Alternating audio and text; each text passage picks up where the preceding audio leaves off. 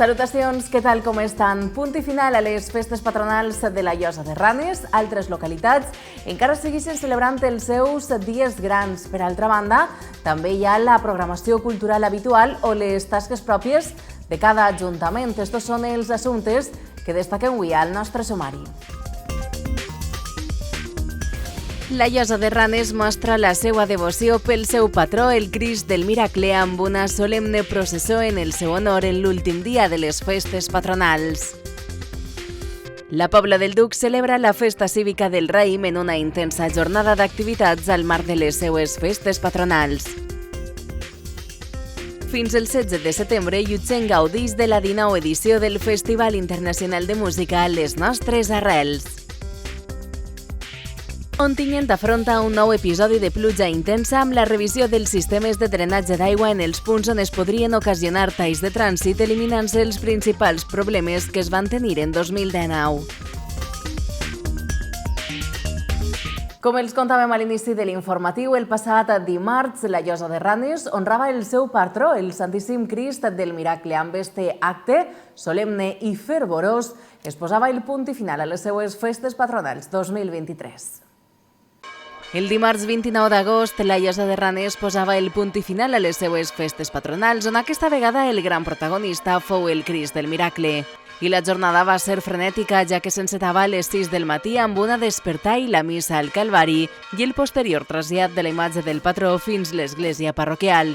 Pues jo tinc que agrair sobretot a l'alcaldessa Salvi Pardo i a Javi Caramarasa, també com a regidor, l'oportunitat de convidar-nos a la Diputació i en aquest cas que el president provincial Vicent Bomampó hagi delegat en mi per a poder participar avui en aquesta processó. Lo que sí que se sent és algo que jo tinc que confessar. Quan ha vingut fa mitja hora no n'hi havia ningú en el carrer i ara dona gust veure que ja està tot el poble així en el carrer. M'han contat un poc com és realment totes les festes i què han fet avui en aquesta festa que fan, que no han dormit en tota la nit i que ara anem a fer tornar el Crist i fer la baixa del Crist també d'alguna forma en tota la gent jove, els veïns i participant tots. No? Crec que són les coses que ens fan tots poble, que ens fan sentir-se units, però sobretot ens fan mantenir les tradicions i en el cas de Llosa de Ranes crec que les mantenen de forma molt viva i també en aquesta participació important tant de la seva alcaldessa com de l'equip de govern. La que veuen és la mateixa imatge que per la vesprada a les 8:30 eixiria en processó. Una imatge decorada amb roses roges com a símbol del seu màrtir i amb els fanals ja encesos. Imatge que seria duta a muscles pels seus portadors. El Santíssim Crist del Miracle eixia del temple amb el so del volteig de campanes i les notes de l'himne d'Espanya.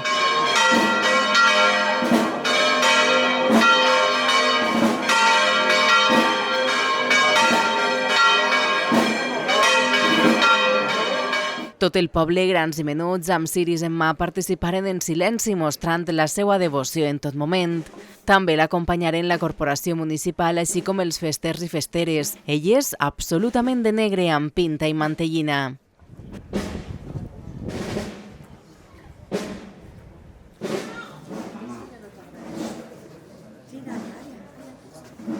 El camí de pujada a l'ermita, precedit pel clàssic zig-zag del Via Crucis, amb les seues estacions, es transforma en tot un espectacle amb la imatge il·luminada pels fanals i pels castells de focs al cel.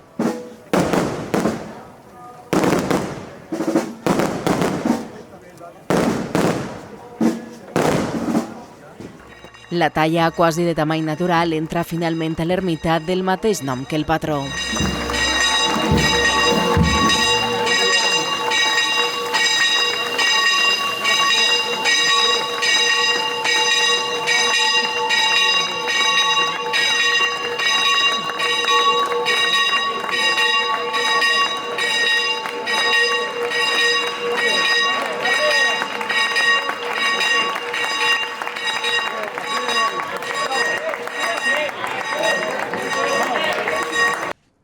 La pirotècnia tamarit acomiada el dia del Santíssim Crist del Miracle amb el castell que enlluerna el cel de la Llosa de Ranes.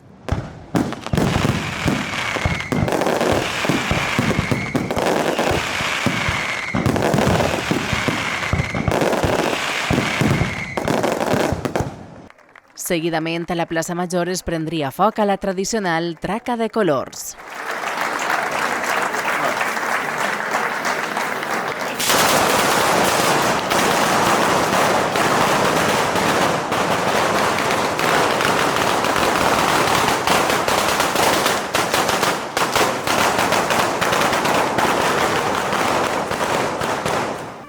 Aquestes imatges són un immillorable fermall d'or per a unes festes patronals que enguany s'han viscut amb moltíssima intensitat, harmonia i amb l'alegria d'un poble que sap compartir les seues tradicions i les estima i les cuida com sols la Llosa de Ranes podria fer-ho.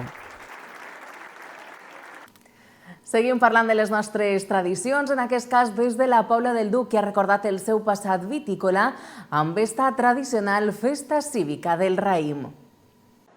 La Pobla del Duc va celebrar el dijous 31 d'agost un dels actes més tradicionals amb la xafada del raïm que va arrencar en una processó des de la plaça de l'Església fins a la plaça del Doctor Gomar amb la companyia dels dolçainers i tabaleters. A les 7 de la vesprada la música encapçala el passacarrer fent les delícies de menuts i grans, on van veure veïns vestits amb les indumentàries típiques portant les seues cistelles de fruita, així com els festers d'enguany identificats per les bandes i la samarreta negra.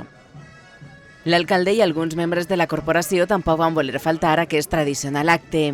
Amb la plaça plena de veïns asseguts i amb l'arribada dels participants en el recorregut, el grup infantil de dansadoretes d'Espartiveta van oferir una preciosa danseta baix l'atenta mirada dels espectadors que també gaudiren del tradicional espectacle de ball valencià nascut a les veremes que els nostres avis i besavis feien al camp per a la recollida del raïm i posterior xafada. De fet, els majors encara recorden amb enyorança el temps en el que la Pobla del Duc era un poble potencialment productor i exportador de vi i fruita. La història del raïm es remunta a fa molts anys que a la Pobla del Duc es feien mils i mils de quilos de raïm. Primer per a fer vi i després es va dedicar a fer-se per la fruita pel mercat. Així eixien entre els quatre comerciants, la cooperativa, Marcos i estos, eixien aproximadament uns 6 o 7 vagons diaris de raïm. Cara a Alemanya, més els camions que eixien. Casa sí, casa no, n'hi havia una panereta per fer raïm. Tots tenien raïm. I totes aquestes cases i tot el que s'ha fet el raïm. Que recorden que antes això era un terreno de raïm, de vinya, de llaurar. Abans n'hi havia així, tot el terreno que n'hi havia era de raïm. I venien molts comerciants així a treballar al raïm i les dones dels pobles del voltant també. Però, claro, van vindre les vaques flaques i van anar acabant-se poquet a poquet. I entonces això ve de temps molt antics que xafigaven el raïm i d'ahir pues, eixia el vi i el xafigaven en els peus. Fins que va vindre les bodegues i ja ho feien tot en maquinàries. Tan prompte com van finalitzar les danses, es va repartir un refrigeri per a que els menuts participants en aquestes es refrescaren després de les intenses coreografies de ball regional. Amb tot preparat, la Regina 2023, Natàlia Montaner i el president de festes, Eneas Banyó, van encetar el tradicional acte de xafada de raïm i foren els primers en traure-li el suc que després es convertiria en vi. Els més menuts els van rodejar per veure de prop el procés. Ambdós, agafats pels muscles i acompanyats per la música de tabal i dolçaina, van gaudir de l'experiència i de les sensacions d'esclafar el raïm. Música en valencià i en un entorn magnífic com és el monestir de Llutxent. La localitat seguirà gaudint fins el proper dia 16 de la 19a edició del Festival Internacional de Música, on el plat fort encara està per arribar. Es tracta de Pep Jimeno Botifarra. Des del passat 6 de juliol, Llutxent ha estat gaudint de la 19a edició del Festival Internacional de Música, una edició que clourà el 16 de setembre i que porta per nom Les Nostres Arrels. Les Nostres Arrels perquè també volem que el festival contemple música tradicional, que no deixen de banda les nostres arrels, la nostra cultura, les nostres tradicions. Una programació que aposta per un contingut eclèctic i ple de música en valencià i diferents gèneres, on, com és habitual, sempre té cabuda la banda Unió Musical de Llutxent. Esta 19a edició ha sigut un poquet diferent, perquè nosaltres sempre tots els festivals es tanquem amb l'actuació de la banda de la Unió Musical de Llutxent, però enguany diguem-ne que per agenda decidim, parlem amb la Unió Musical i decidim que inaugure el festival enguany. Per tant, el dia 6 d'agost la Unió Musical va inaugurar amb un concert espectacular que es va realitzar. És un concert molt esperat per tota la gent de Llutxent la Unió Musical és un concert. Jo penso que el que amb més estima i amb més cura prepara, i bé, va així magnífic, com sempre. La banda Unió Musical de Llutxent donava pas el dia 20 al grup referendis del folklore valencià Les Fòlies de Carcaixent. I el dia 20 d'agost va haver una actuació del grup de danses de Carcaixent, Les Fòlies de Carcaixent, que avui en dia són el grup més representatiu i el que està en una posició més elevada dels nostres balls tradicionals. I ja a setembre, el dia 8, tindrà lloc l'esperada gala lírica d'òpera i sarsuela. I ara, este cap de setmana que ve, el dia 8, el divendres, tindrem un concert d'òpera i sarsuela, una gala lírica, amb uns intèrprets, amb uns magnífics intèrprets, com són la soprano María José Martos i el tenor Javier Palacios, persones reconegutíssimes, tant en la seva trajectòria com en les seves actuacions, han actuat en tota Espanya i fins i tot en l'estranger, en molts països, han rebut molts premis i estaran acompanyats per Jesús María Gómez al piano, també és un altre virtuós del piano. Per tant, tindrem una vesprada, jo penso que espectacular, allí en el monestir. El plat fort del festival serà l'espectacle Llave l'aire, que porta al capdavant el músic valencià Pep Jimeno Botifarra a l'Espai de les Poasses, per ser un lloc més ampli i amb més aforament del que permet el monestir. I ja per a tancar el festival enguany, que acabarà en setembre, tenim el dia 10 l'actuació de Botifarra.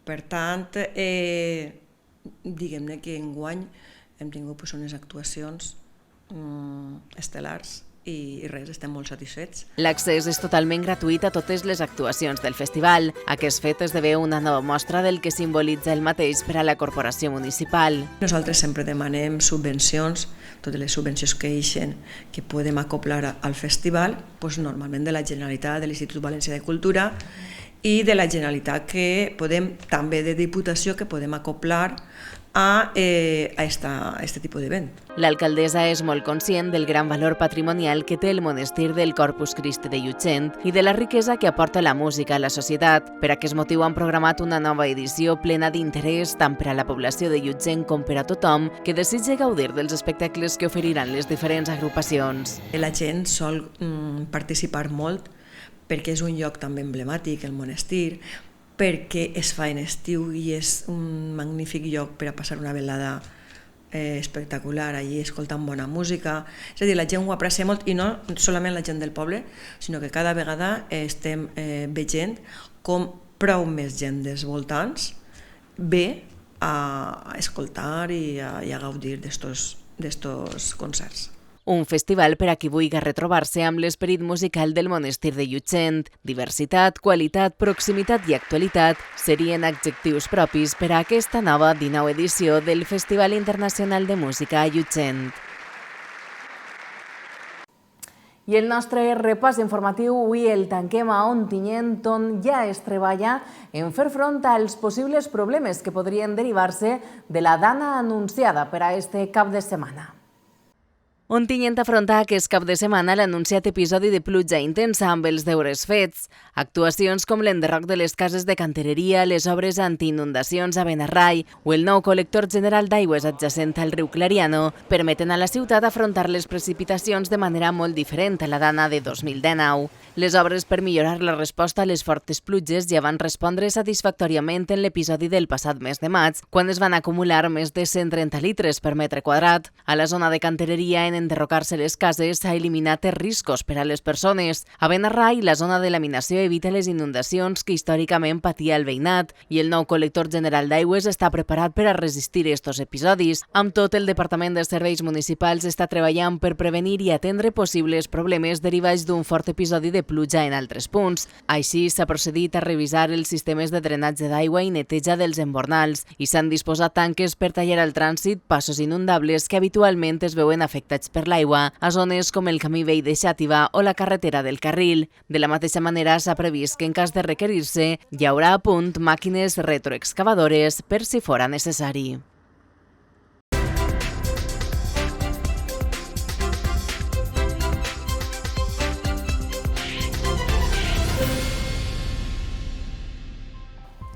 Anem a continuació amb la previsió meteorològica. Com ja saben, avisos activats per risc de fortes pluges i tempestes entre 24 i 26 graus de màxima a les capitals de comarca a l'interior i al voltant dels 20 per a les mínimes. A les comarques costaneres també l'oratge serà molt inestable en la jornada de demà dissabte. 26 de màxima i 22 de mínima per a Gandia i 28 i 20 per a Dénia.